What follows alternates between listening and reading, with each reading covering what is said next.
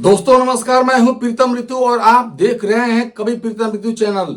आज दो पॉइंट बहुत ही मुख्य पॉइंट है और इस दोनों पॉइंट पर आपको सुनना चाहिए और दोनों में बहुत ही बारीक बारीक बात मैं बताने जा रहा हूं। पहली बात, बिहार की राजनीति से जुड़ी हुई, नीतीश कुमार ने राज्यसभा जाने का जो फैसला किया उस पर भाई तबाह मचा हुआ है। बहुत लोग जो है कि नहीं छाती पीट कर रो रहे हैं और चिल्ला रहे हैं कि भाजपा ने हैक कर लिया, मजबूरी रही होगी, ये हुआ फलाना ठिकाना, दुनिया भर का बात लोग सोशल मीडिया पर लिख रहा है और बोल रहा है। जबकि मैं पूछना चाहता हूं ये हाई तौबा मचाने वालों से कि जिस दिन नीतीश कुमार नियुक्ति पत्र एक मुस्लिम लड़की को दे रहे थे, उन्होंने चेहरा देखने के लिए यहां से पर्दा हटाया, उसके लिए कितना बवाल मचाया आप लोगों ने। लोगों ने क्या क्या क्या नहीं कहा कि नीतीश कुमार माइंड से अपसेट हो गए हैं, उनका उम्र खत्म हो गया है, उनका ये हो गया फलाना ठिकाना। किस किस बात को किस पार्टी ने नहीं कहा? सब विपक्षी दलों ने कहा, सब नेताओं ने उनको रोस्ट किया नीतीश कुमार को कोई छोटी सी बात के लिए। और आज नीतीश कुमार अच्छा जो काम कर रहे हैं उसके लिए बुरा हो गया।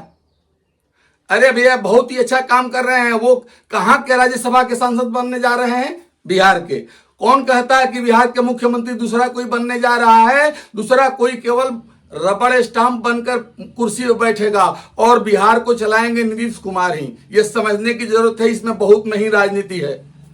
जो नहीं समझा वो नहीं समझा। लालू प्रसाद यादव भी तो अपनी कुर्सी अपने बेटा को दे दी और बेटा धीरे धीरे समझ करके तेजस्वी यादव आज कामयाबी के शिखर पर जा रहा है कि नहीं। जैसे ही उम्र बढ़ेगा, बढ़ते जाएगा, तजर्बा बढ़ते जाएगा और वो आदमी परिपक्व हो जाएगा।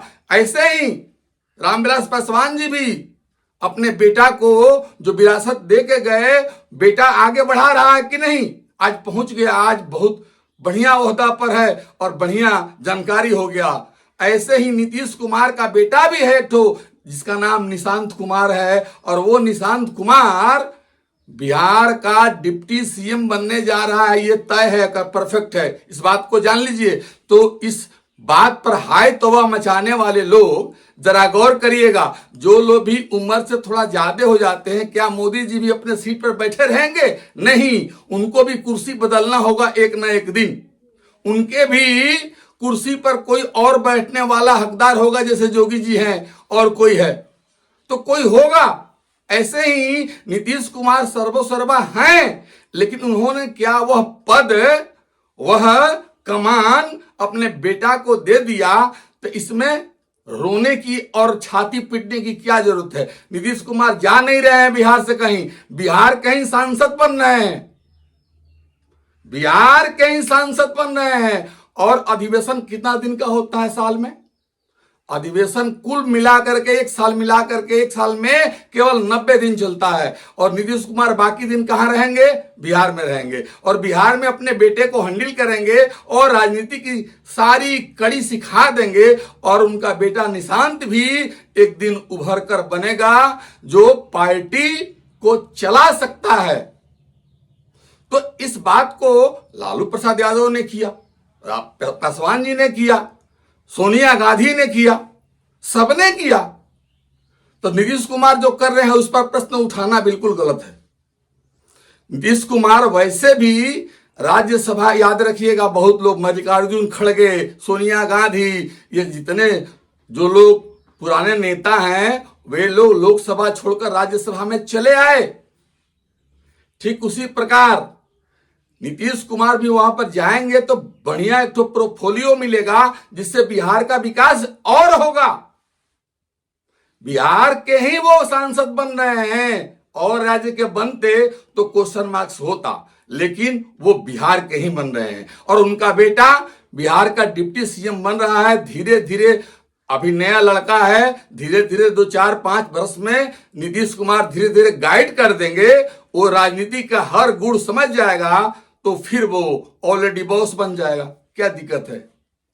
इतना बात समझ में नहीं आती है लोगों को। न्यूज 18 इंडिया के बिहार झारखंड के टीवी चैनल का एक रिपोर्ट है, उस रिपोर्ट को आप ध्यान से देखिए कि उसमें क्या मैंने प्रमाणित किया गया है कि नीतीश कुमार का बेटा already clear cut to cut कि बिहार का डीसीएम डिप्टी सीएम बनने वाला है। देख लीजिए, कहां बिहार की नई सरकार में एक ही उप मुख्यमंत्री होगा। ये बड़ा फेरबदल जानकारी बिहार से, और नीतीश कुमार के बेटे निशांत कुमार उप मुख्यमंत्री होंगे, ये जानकारी सामने आई। यानी कि जो सत्ता पलट एक तरीके से देखा जा रहा था, जेडीयू के खेमे में 2 उप मुख्यमंत्री की पोस्ट आने वाली थी, अब एक ही उप मुख्यमंत्री होंगे, ये जानकारी सामने आई। और बिहार की नई सरकार में जेडीयू का एक उप मुख्यमंत्री, नाम निशांत कुमार। यानी कि हम ज्यादा जानकारी लेंगे, मेरे सहयोगी चंद्रमोहन हमारे साथ जुड़ गए हैं। चंद्रमोहन, अब 2 से 1 और एक नाम साफ। बिल्कुल, देखिए, जो नई सरकार के लिए फॉर्मूला तैयार किया जा रहा है उसमें नीतीश कुमार के बेटे निशांत कुमार उप मुख्यमंत्री होंगे, और जो जानकारी सामने आई है उसके मुताबिक एक ही जेडीयू कोटे से उप मुख्यमंत्री होंगे। इससे पहले जब सरकार चल रही थी एनडीए की, उसमें जेडीयू के पास मुख्यमंत्री का पद था और उप मुख्यमंत्री बीजेपी के कोटे से 2 हुआ करते थे। लेकिन अब जो भी बीजेपी के पास मंत्रालय था वो जेडीयू के पास चला जाएगा, और जो जेडीयू के पास मंत्रालय था वो बीजेपी के पास चला जाएगा, क्योंकि अब मुख्यमंत्री का पद जो है वो जेडीयू से बीजेपी के पास जा रहा है। ऐसे में जेडीयू ने यह तय किया है कि एक ही उप मुख्यमंत्री जेडीयू की ओर से होगा, और वो होगा नीतीश कुमार का बेटा निशांत कुमार। बिल्कुल चंद्रमोहन, अब देखना होगा कि अब सीएम फेस कौन सा होता है। फिलहाल बहुत शुक्रिया चंद्रमोहन, ये तमाम जानकारी हम तक पहुंचाने के लिए। तो दोस्तों, मैं नहीं, ये ऑलरेडी टीवी चैनल पर चल रहा है कि निशांत को बागडोर दिया गया है। अब वो पार्टी को चलाएंगे और डीसीएम का पद भी पाएंगे, और धीरे धीरे जब उनको अनुभव हो जाएगा तो वो बड़े कुर्सी पर भी बैठ सकते हैं। इसलिए इसमें कोई घबराने की जरूरत नहीं है। नीतीश कुमार कहीं नहीं जा रहे हैं, नीतीश कुमार ही गाइड करेंगे सबको।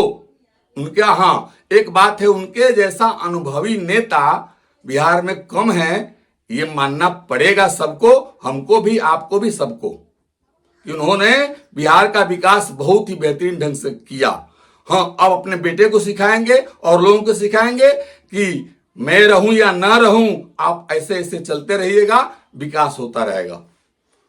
पॉइंट नंबर 2 पर बात करते हैं दोस्तों। आज वहां जो ईरान में और अमेरिका इजराइल से जो युद्ध चल रहा है, किसी को छोटा नहीं समझना चाहिए। ईरान को इजराइल और अमेरिका ने छोटा समझकर जो हमला किया है, उसके कई पनडुब्बियों को डुबा दिया, कई जहाजों को मारकर गिरा दिया, और तेहरान में आग लगा दिया, और बहुत कुछ नुकसान हो गया। बहुत जो नागरिक हैं, बच्चे हैं जो मारे गए हैं। तो ईरान ने भी 72 सैनिकों का, अमेरिकी सैनिकों को जो है कि नहीं, बंधक बना लिया है। यह न्यूज अपडेट है, आपको मैं बता रहा हूं कि 72 सैनिकों को बंधक बना लिया ईरान ने। अब लड़ाई और भयंकर होगा। देखिए क्या क्या होता है, अब तो समय बताएगा। लेकिन एक सवाल यहां खड़ा होता है कि आखिर दुनिया में जितने भी मुल्क है वो युद्ध क्यों करते हैं? युद्ध कौन करता है? याद रखिएगा, इसमें बहुत बड़ी बात, एक छुपी हुई राजनीति है, गूढ़ बात है कि युद्ध करता कौन है। देखिए, युद्ध जो है कि नहीं, बिना मतलब का वे देश करते हैं जो युद्ध में लगाए गए या युद्ध में प्रयोग किए जाने वाले हथियार बनाते हैं। वो चाहते हैं कि युद्ध हो और हथियार नष्ट हो। हथियार नष्ट होगा तो युद्ध का सामान हमारा बिकेगा। युद्ध का सामान जब हमारा बिकेगा तो हमारी इकोनॉमी बढ़ेगी। इसलिए ऐसा करते हैं। देखिए, रूस और चीन क्यों चुप लगाया बैठा है? खत्म हो जाने दो, ईरान को खत्म हो जाने दो, बहरीन को, सऊदी अरेबिया को, जितना भी खाड़ी देश है, इनके हथियार जब नष्ट हो जाएंगे तो ये अपनी रक्षा के लिए किसी न किसी से खरीदेंगे ना। या तो रूस से खरीदेंगे, या फिर अमेरिका से खरीदेंगे, या फिर चाइना से खरीदेंगे, कहीं से खरीदेंगे, उनकी इकोनॉमी बढ़ेगी। तो युद्ध जो है कि नहीं, अकारण भी होता है, इसमें बहुत बड़ा कारण नहीं था। परमाणु संपन्न बनने के लिए ईरान जो है ने प्रयास कर रहा था, इसको रोकने के लिए युद्ध जो है उसके सिर पर थोपा गया है। और इस युद्ध में ईरान, इजराइल से लेकर सबका हथियार नष्ट हुआ, यानी बर्बाद हुआ, चाहे वो जहाज हो या एयरक्राफ्ट हो या पनडुब्बी हो या जो भी हो, मिसाइल हो, ड्रोन हो, जो भी हो, टैंकर हो, जो भी हो, लेकिन नुकसान तो हुआ। सभी हथियारों का नुकसान हुआ, एक दूसरे पर चलाया गया, वो नुकसान हुआ तो फिर वो खरीदेंगे। तो युद्ध में दोस्तों यही होता है कि अपने देश की इकोनॉमी बढ़ाने के लिए बड़े बड़े जो युद्ध में प्रयोग करने वाले जितने भी अस्त्र शस्त्र होते हैं, जिनको बेचना होता है, वो चाहते हैं कि लड़ाई हो जाए और उनका सारा युद्ध का सामान समाप्त हो जाए। और समाप्त जब हो जाएगा तो वो जो है कि नहीं मजबूर होकर हमसे खरीदेंगे तो वो अपना कुछ बेचेंगे, गरीब हो जाएंगे। यही चाहता है पूरा विश्व। जो बड़े देश हैं, जो युद्ध के सामान बनाते हैं, युद्ध के सामान के निर्यातक हैं, ये लोग ऐसा सोचते हैं। यही सोच करके ऐसा हो रहा है ईरान में भी, जो बहुत बड़ी बात नहीं थी। खामनेई को बैठाकर टेबल टॉक करके भी इस समस्या का समाधान किया जा सकता था, लेकिन ऐसा हुआ नहीं, क्योंकि अमेरिका नहीं चाहता था। अमेरिका चाहता था कि ईरान, इराक, जितने खाड़ी देश है, सबके हथियार नष्ट हो जाए, एक दूसरे से लड़ जाए। हथियार नष्ट हो जाएगा तो हमसे खरीदेंगे, रूस से खरीदेंगे। रूस तो है कि किनारा किया हुआ है, चीन किनारा किया हुआ है। दोस्तों ये है युद्ध होने की अंतरिम बात, ये नीति, कूटनीति इसको कहते हैं। ऐसा सोचकर लोग युद्ध में कूद पड़े हैं। आपने समझा सर कि युद्ध क्यों हो रहा है।